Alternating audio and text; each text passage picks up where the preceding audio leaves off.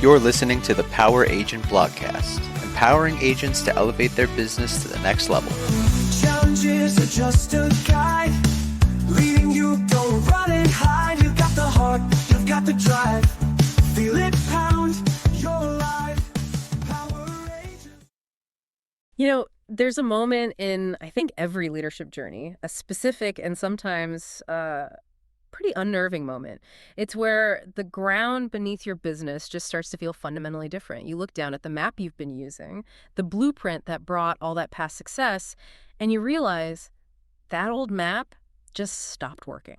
That moment is absolutely here, Yeah. especially if you're leading any kind of organization that depends on, the market, on human behavior. We're talking about leadership in an environment that is just, it's radically different than it was even 5 years ago. Totally different. We're seeing different mindsets from agents, completely new expectations around compensation, new rules, new legal frameworks, and massive opportunities, but only for the people who are positioned for this reality, not the old one. Absolutely. And this deep dive is all based on a stack of research that looks at how smart, future-proof leaders are handling this exact moment. It's kind of like a structured intervention against that very comfortable idea that standing still is somehow the same as leading. Right. And our mission today is really to dig into the argument that holding on to yesterday's blueprint, well, that's actually the single greatest risk your business faces right now. This isn't about small tweaks, not just cutting a line item in the budget. This is about grabbing the wheel and looking honestly at everything, your culture, your systems, your people, and deciding what needs a foundational overhaul. So your business stops operating at its last level and starts designing its next one. Exactly. Okay, let's unpack that. Let's start with the biggest barrier, the one that comes from inside the building. The research calls it the leadership trap, and we've all heard the phrase that defines it, but this is how we've always done it. What's so fascinating is where that comes from. It's not usually stubbornness. It's not really resistance. It's born from, I think, sheer exhaustion and survival instincts. Leaders today are juggling an impossible number of tasks. Yeah, talk about that workload for a second. It's not just about, getting deals done anymore, is it? Oh, not at all. You're trying to manage recruiting constantly. Then you have to figure out retention against these really aggressive competitor models. You're doing high-level training, navigating this maze of compliance, trying to protect your margins. Building a brand online. Building a digital brand that actually connects. Handling HR issues. I mean, the cognitive load is just immense. So when you're juggling all of that, the easiest path is just to lean on the structures you already have, even if you know they're not perfect. Precisely. You get stuck in the momentum of what was working, well enough yesterday. Yeah. And you don't step back to intentionally design what has to work brilliantly tomorrow. Here's the key insight for you, the learner. The real danger is when your critical systems start running on habit. Not intention. Right. Habit instead of intention. The moment you stop asking why you do something a certain way, you've fallen into that trap. You save a little time by not questioning it, but the cost is future relevance. And the urgency is real. You can't control interest rates. You can't stop legal challenges from shifting the entire industry. So really, the only thing you can't control is your internal response. And that control. Yeah. That's what separates the market leaders from the market reactors. Which brings us to what the research calls the million-dollar leadership question. Okay, this is the part that requires some real courageous honesty. You have to face the hard truth, put aside any attachment to past decisions, and ask yourself, if I were building this business from scratch, right now, today, what would I build differently? And if you ask that question without ego, wow, the answer is probably going to expose some pretty big gaps between your current model and what the market actually needs. There are a few core areas that would likely change instantly. Think about it. Would you really use the exact same hiring profile that worked 5 years ago? Or would you be looking for, different psychological traits, things you need for this high-pressure information overload world? And what about your split structure? And by that, we mean how an agent's compensation is divided up with the brokerage. If you started fresh today, would you just default to the old 70-30 split? Or would you maybe build a variable model based on actual performance, on value, on profitability? Oh, and technology. That's a huge one. Would you keep paying for all those legacy tools just because a few agents might use them? Or would you streamline, cut the fat, and focus on one or two tools that deliver a verifiable return? Even your budget changes. If right now you're spending a ton on physical office space, but the market is screaming for skills-based training, you pivot the budget. Ah. And that's the whole point of pivoting proactively. It's a sign of wisdom. It's not a sign of fear. You're not waiting for the chaos. You're not waiting for a wave of agents to leave or for some lawsuit to force your hand. You adjust while you still have control. And that's why timing is so critical here. Leaders who play defense, they wait. They wait until the model is broken. And then the change is messy, it's painful, and it's dictated by everyone else. Leaders who pivot proactively, they stay in control. They adjust based on what is, not on some fuzzy memory of what used to be. It's choosing evolution over very expensive inertia. Okay, so if that's the strategy, where do you start? The source material gives us 5 really critical areas to reevaluate immediately. Yeah, let's spend some time on these because these 5 points are really the foundation of a modern, future-proof business. All right, area 1, profitability over volume. This is where we have to challenge that old industry vanity metric. Ugh. Agent count, just how many people you have in the office. And the sources are so clear on this. Your value is not measured by your head count. That is a dangerous distraction. I mean, imagine you're leading 300 agents, but 200 of them are barely producing or not producing at all. You are spending a huge amount of time, energy, compliance resources on people who are just generating overhead and risk. So if volume isn't the metric, what is? What's the counter metric? Real value is measured by 4 things. How many agents are producing consistently? How many are staying year after year? That's retention. How loyal those producers are to you and the brand, and maybe most importantly, how much money the business is actually keeping.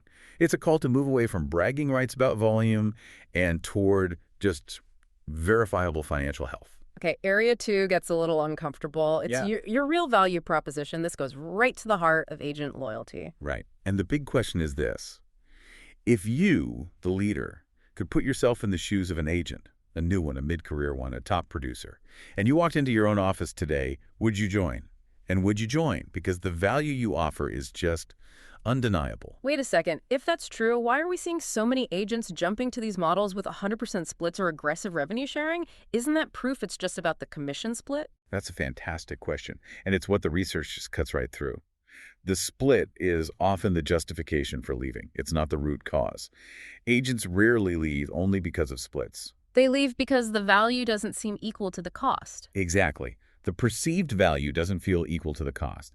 An agent might move to a 100% model, but if they get 0 training, 0 support, 0 community, they pretty quickly realize they traded a financial cost for professional stagnation. So a lack of clear value makes any cost, even a good split, feel too high. The second they feel like they're paying for something they could get somewhere else for free, they start looking. Yes. And that lack of clarity, it gets noticed instantly. This is where the sources talk about the clarity test. They argue that if it takes you, the leader, more than 60 seconds to explain exactly why an agent should pick your brokerage, that hesitation, that searching for words, the agent feels that. That signals a lack of confidence or maybe confusion at the top. It does. To pass the test, the value has to be defined as transformation. Does an agent join you and get better, faster? Do they gain confidence? Do they list more homes? Do they get better at negotiating? Does their own belief in themselves grow? Value is not a nice coffee machine. Value is the engine of their professional growth. Which leads to that really hard question leaders have to ask about everything they offer. Is this actually making my agents better, or is it just keeping them busy? That's a huge distinction. That's vital. Yeah. Okay, on to area 3, brand identity and message. In a market this crowded, you have to stop trying to be everything to every type of agent. Right. You can't appeal to the 70-year-old top producer and the brand new millennial recruit with the same message. It just becomes noise. It's irrelevant to everybody. You have to define a lane and own it. Are you the culture-first brokerage where community is everything? Are you the coaching model focused only on skills? Are you the luxury brand? The tech-forward team? You have to define it. You own that niche, and then your value proposition flows directly from that clarity. And that clarity flows right into area 4, skills-based training, not just motivation. Yeah, and the analogy they use here is perfect. They say motivation is the fuel. It gets agents excited, ready to go. But the fuel is useless if the car is in neutral. All the pep talks in the world won't help an agent who doesn't know how to price a house in a shifting market. Or how to negotiate. If the training is all about feeling good but not about building actual skills, that enthusiasm just diminishing, it turns into burnout when they hit a real-world challenge. They need practical, measurable skills. We're talking about deep pricing strategy, the psychology of negotiation, mastering the new language of buyer representation, achieving total legal clarity, developing emotional intelligence for those tough client conversations. And accountability, too, making sure they're actually using the skills, not just, watching a webinar. Absolutely. Which brings us to the last area, number 5. And it all circles back to the source of the energy in the first place. Your energy, vision, and presence. This is the big one, the foundational piece. Agents follow people, not just systems or comp plans. The leader's mindset isn't separate from the business. It is a business system. The leader sets the entire standard, the emotional standard, the professional standard.